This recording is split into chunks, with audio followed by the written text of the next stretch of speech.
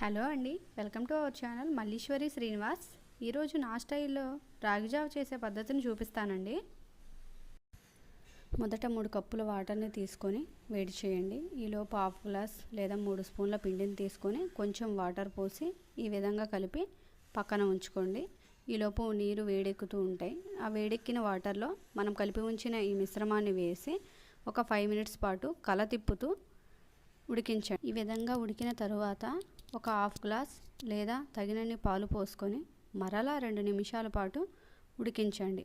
ఈ విధంగా ఉడికిన తర్వాత గ్యాస్ని ఆఫ్ చేసేసి మీకు తగినంతగా కొంచెం పటిక బెల్లం లేదా ఆ ప్లేస్లో మీరు బెల్లమైనా వాడుకోవచ్చండి వేసేసి కొంచెం సేపు కలదిప్పేసి ఆ తర్వాత కొంచెం సాల్ట్ మీకు ఇష్టం ఉంటే వేసుకోండి లేదా స్కిప్ చేయండి. తర్వాత బౌల్లో వేసుకొని కావాలనుకుంటే డ్రై ఫ్రూట్స్ వేసుకొని లేదా ఆ విధంగా అయినా తాగేయచ్చండి. Thank you.